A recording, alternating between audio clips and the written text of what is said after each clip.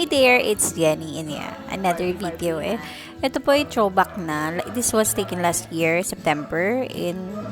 Ngayon ko lang na-upload. And yeah, dito ako ngayon sa barbecuean. Kasama ko yung kapatid ko. As you can see, yes, nagpa-straight tayo ng hair. And nagpa-change din tayo ng color. Ayan mga mare, dito na kami sa McDonald's. Kasama ko yung mga kapatid ko. Nasa airport pala kami. At ito na nga, may transition, nagaganap. Ayan, papunta na kami sa immigration. Hi, brother. Siyempre, naayos na natin mga documents natin para pumasa tayo sa immigration. And best feeling talaga pumasa dyan sa immigration. Madaming tanong pero ready mo lang mga documents mo, supporting documents. And you're on the go. Good to go na talaga. And yeah, best feeling ever, mare. Boarding na. 3. Hello, love, Singapore part 1, mga mare.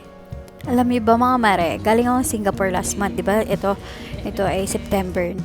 Kararating ko and then lipad na ulit tayo pabalik ng Singapore. Yun nga lang, as a tourist. Kasama ko yung mga kapatid ko. Ito ay siblings goals talaga. And yeah, ito na nga, nangyayari na. Yun nga, mga mare, hindi mo talaga masabi yung buhay. Pinapangarap mo lang tapos hindi mo nagmamalayan. Ay, nangyari na pala. At ito na nga. At ito nga yung kapatid ko, nagugutom na daw. Gusto daw Pakita mo.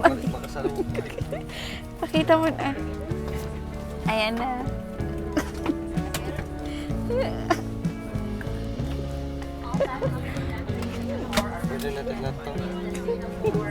Baka gusto nyo mag-apply sa agency ko, in-applyan ko, MIP agency po, dyan sa Quezon City. Tignan nyo na lang po. Legit po yung mga yan.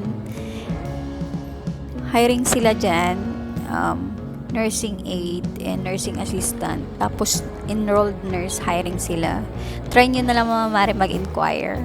May Facebook sila pero ang ini-inquire nila is personal. Pupunta ka direct sa office nila. Yun, magbigay ka ng mga requirements, resume. Kayo na lang bahala, mga mare. Mga mare, kailangan mahaba pasensya mo kapag gano'n ang trabaho. And kaya naman. At madaming ang turista ngayon dito sa Singapore Airport, Changi Airport, I mean. And eto, as a tourist, syempre hindi na maiwasan ang mga picture taking. Pagpunta pala namin dito, nag-travel agency pala kami, mga mare. Travel agency kami, mare, para iwas na stress sa sasakyan mo. Kasi pagkadating mo dito sa Changi Airport, may magsusundo sa yung naka-van and hahatid ka sa hotel na pinagbukan ng travel agency na pinagbukan mo ng ticket. And so far, so good naman. Dito kami nag-stay dito sa Eves budget. Okay naman. Nag-antay lang kami ng mga ilang minutes and yep, masyado kasi kami maaga and yeah, that's it. Dito naka-check-in na kami and nakapasok na rin kami dito sa room na pag-stayan namin for 2 days. And so far, okay naman. Dito sa Eves budget, wala palang free breakfast. Kaya kapag nandito kayo, pag morning, gala na lang kayo maghanap ng pagbe-breakfastan nyo. Sa amin kasi naghanap kami and okay naman. Nagkano lang naman. At ito na nga yung CR, tinutur ko na kayo. Okay naman, tas may free coffee, may keto and baso. Ito yung view dito sa hotel na pinag-stayan namin and okay naman, malinis tong CR and kwarto. So far so good. Tapos may aircon na rin dito sa kwarto and yan, malamig. 3, 2, 1. O, kala niya Disney princess siya. Na Snow White na may magkikis sa kanyang Prince Charming. Chari! Ambot sa imo talaga. After minutes or hours, naisipan namin lumabas ng mga kapatid ko mag-pictorial dyan sa sa train and yeah. Ito nga, naisipan namin gumala, mag-picture sa mga kalye dito sa Singapore. Tingnan mo naman kasi ang Singapore, napakalinis at napaka-aliwalas. Ang Ang ganda mag-picture. And yeah, ito, punta na kami sa destination namin, paggagalahan. At naghahanap din kami ng kakainan na mura. Siyempre, as a traveler, kailangan budget tayo. Dati-rati, mag-isa ko lang gumagala dito, nagpipicture or nagmumuni-muni. Ngayon, dito na yung mga kapatid ko. Kami naman gumagala dyan at tumatambay. Picture dito, picture doon. Walang kasawaang mag-picture. Tignan mo naman kasi yung view, mare. Kaya kayo, punta na rin kayo sa Singapore. Ang ganda, mare. Madali lang transportation doon. Mag-train ka lang. Then, yeah, di ka mawawala. Di ka gaya sa Manila. Doon pa ako mawawala. Diyos ko naman, dito sa Singapore, di ako mawawala. Madali lang. May map ka and wala talaga. Di ka mawawala. Enjoy dito, mare. Lalo na kapag mag-bike ka, lilibutin mo to. Ang ganda-ganda. Di ka mapapagod. Yun lang. Energy mo, mare. Ilang minuto rin nagpicture-picture kami dito. And yeah, maraming dumadaan pero care bells. O tignan mo naman, no, parang bata lang kami dito. Ni-enjoy namin, mare. Okay dito, mare, kaso nga lang mahal yung mga bilihin. Yung mga pagkain mura. Yung mga bilihin dito na gamit ganyan, medyo pricey. Yung tax dito pricey. Buti nga lang yung pinagtrabahuan ko, free accommodation. Kaya walang problema. Pero, syempre, magkano lang din naman yung sahod ko as a nursing aide dito sa Singapore. Compared dyan sa Pilipinas, mas okay kasi yung currency, madodoble. Yun nga lang, pagka andito ka, parang Pilipinas din na kailangan mo mag-budget talaga. Bibili ka ng amenities mo or yung mga personal kailangan mo. Tapos magbabayad ka pa ng plan mo, data mo.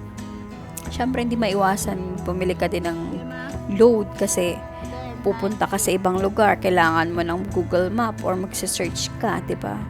And kailangan mo din bumili ng mga gamit mo or gusto mo din bumili ng bagong damit, mga ganyan. Mapapagastos ka rin talaga kahit gaano ka higpit sa pera. Konti lang talaga. As a OFW na na-try ko, konti lang yung naipon ko, pero sulit naman. Pero yeah. Kaya next na pagka nagtrabaho ulit ako, if there's opportunity, pipiliin ko yung medyo mataas na sahod kasi syempre gusto mo din yung makabili ng gamit mo or personal things na kailangan. And di talaga mahal na rin yung mga bilihin talaga eh. Kahit anong budget mo, kailangan mo talagang mag-ipon or mag-side hustle ka. Kailangan kasi syempre may mga gusto ka din bilihin, mga kunwari or may pinapaaral ka o ganyan, kailangan talaga. At dito naman kami sa side na to, magmumuni-muni, magpipicture-picture. Magstay pala kami dito sa Singapore for 3 days and 2 nights. Then after nun, next naman punta kami Malaysia. Naka-package pala tong binook namin, yung Tri-City. First Singapore, tapos Malaysia for 1 day and 1 night. And next naman is Thailand. Magstay kami ng 3 days and 2 nights naman. Bawat gala, mare, may tour guide at saka may van na magta-transfer sa amin ng mga pupuntahan naming mga lugar. Kaya pagka nag-agency, mare, mabilis ang galaw din pala, no? First time ko kasi mag-agency, travel agency. Ano mas bet nyo mga mare? DIY ba or agency? Comment down below. Char. Pag kasi travel agency, masaya, enjoy, pero nakakapagod siya. Tapos medyo yung oras na tapos yung binayaran mo lang, yun lang, yung pupuntahan mo. Unlike siguro sa DIY, ka ng Klook, ikaw magpaplano, do it yourself. Kung saan mo gustong puntahan, yun. Yun nga lang, walang susundo sa yung van. Pero pwede ka naman mag-grab, diba? Ewan ko lang, anong ideas yung mga mare? Ano ba mas mahal, travel agency ka or DIY? Kasi may mga sale naman kapag travel agency. Pag DIY naman, itataon mo talaga. Ikaw magbubook. Pagka yung flight, may piece of fare. Tapos may sale din na hotel. Yun nga lang. Depende talaga sa'yo, Mare, kung anong bet mo. Dito pala sa Singapore, Merlion lang gusto kong puntahan eh. Tapos Universal Studio. The rest is okay na. Napuntahan ko na dito eh, nung nagtatrabaho pa ako. Pero, eto, ni-enjoy namin mga kapatid ko. Picture kami dito. Para hindi naman sayang yung binayaran namin. First time na kapatid ko dito sa Singapore and ako, pangalawang beses ko na dito. Yun. Kaya best in picture sila. Diyos ko, napapagod na ako mga mare. O diba, ilang take ko na yan.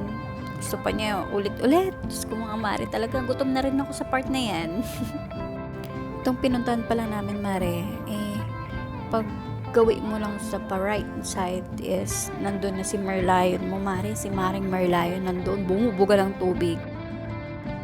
Konting kembot mo lang, konting lakad mo, kung best lakad dito mare, kaya mag-rubber ka, yung mga comfortable shoes i-wear mo, kasi tingnan mo mare, yung view. O diba? At last mare, maghahanap na kami ng pagkakainan namin.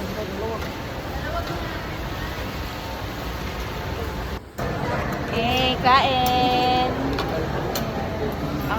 Sa akin ay Thai boot noodle, sa kanya laksa Singapore, and then ano sa'yo? Ano to? Chicken biryani. Sa kain, and then ito milk tea, original milk tea. Yeah, yummers. Katangan ka lang pag picture mo.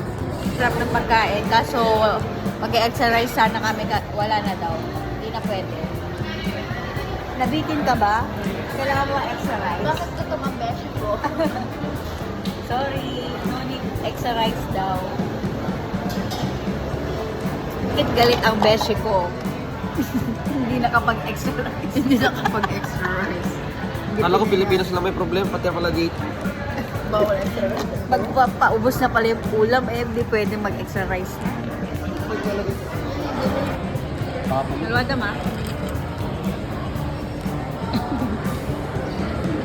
Ang aming dalaga Ang na. ulirang senior concerned citizen. Okay na yan, iwan mo na dyan.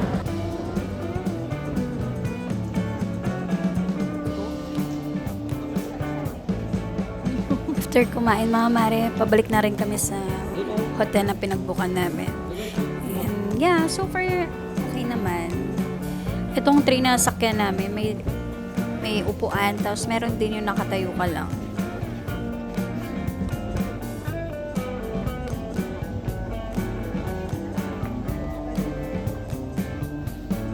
Asa yung tripod mo?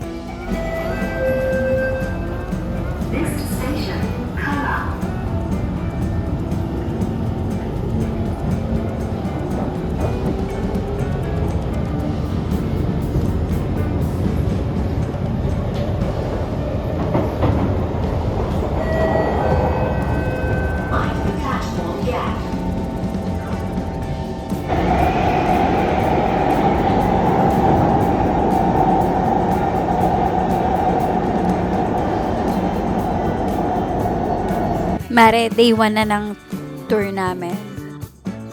This looks like itong dress na, ang tawag dito?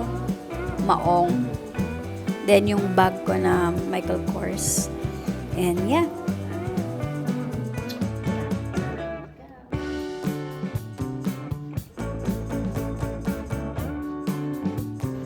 Tapos ito naman outfit ng kapatid ko. Ito pala yung may dala akong bag na malaki. Dito yung mga gamit.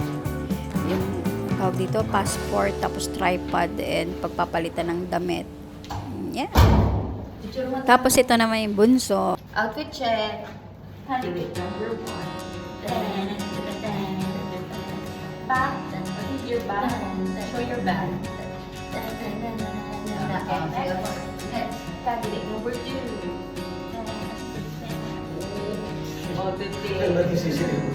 Candidate number 3.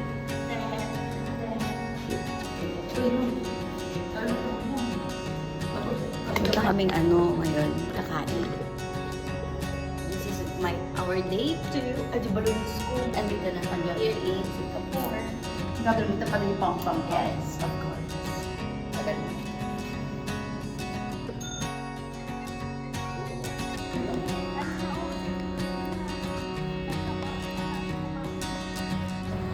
Ito pala yung breakfast namin. Dito ako nagbe-breakfast every morning nung nag-stay kami dyan sa Singapore. Dito lang naman kasi yung malapit. Dito sa hotel, Ibis Hotel. And may free sabaw. Tapos tignan mo naman yung kapatid ko, gutom na gutom. Parang nauubusan. Kasi in picture, our meal for this morning. This morning. Singapore. This is our day 3.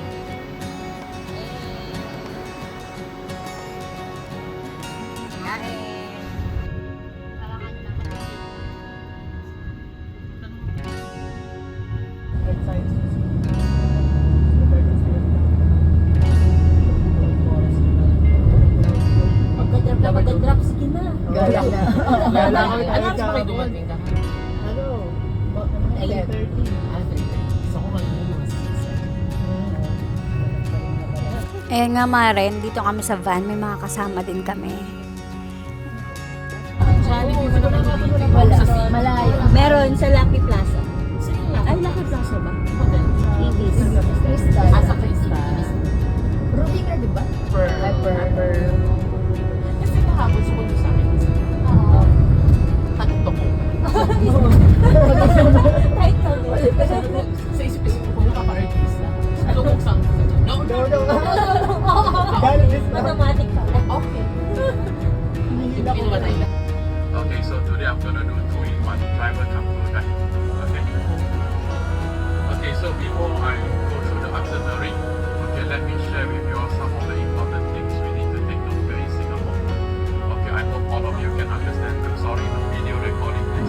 Okay, no negotiation, no bargain. You'll be handled by the police. Alright. Okay, number 2 is that in Singapore you can also see all the Indian people. Yes. You know the Indian people. Yes. Do y'all know why Indian people love to wear gloves? Come on, talk to me. Don't make a guess.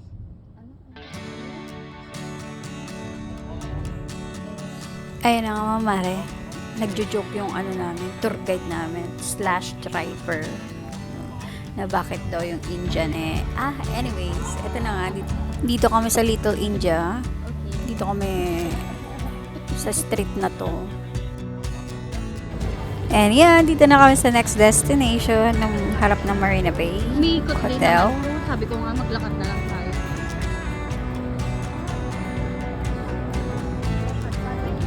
And yun na nga mga Mare. Kakamustahin ko na naman si Merlion doon. Doon sa dulong niyo doon.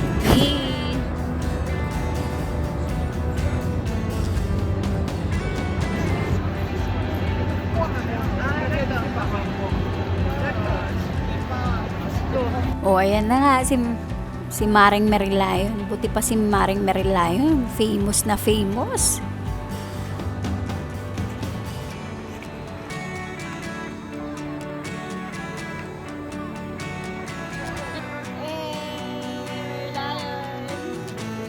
Binibisita kahit sinong foreigner. Sana all.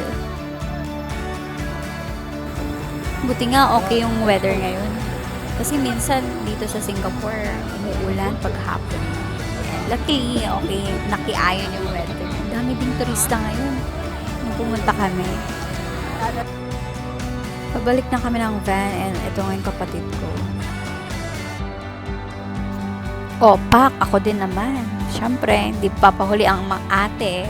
Jack.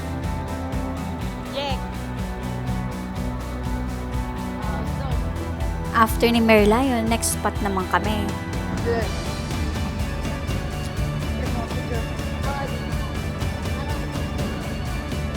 Parang nasa Makati lang ako sa BGC ba? Or Chinatown sa Manila, Tondo. Diba?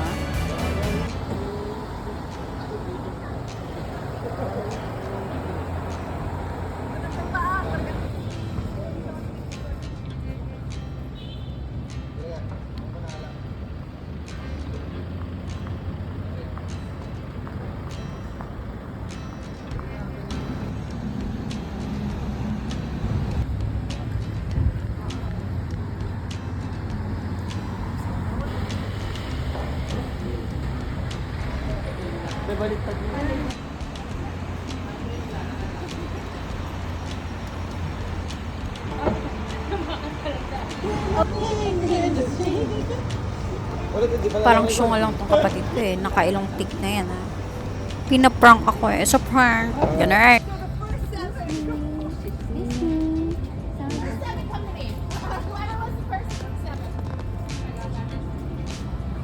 And after niya, pabalik na kami sa van. Next naman, napupuntahan namin yung chocolate. Bilihan ng souvenirs. And yeah, samahan niyo kami.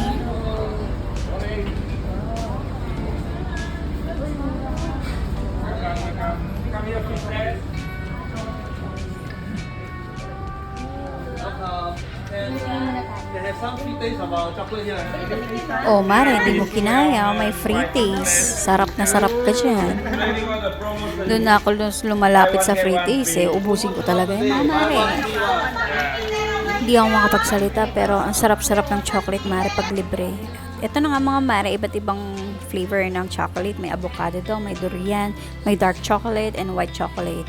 Depende na lang kung anong bet nyo mga Mare. Ayan, ang babayad na yung kapatid ko. Pagpasensyahan nyo na po yung kapatid ko, papibo. Baka kasi ma-discover daw. Hayaan na natin.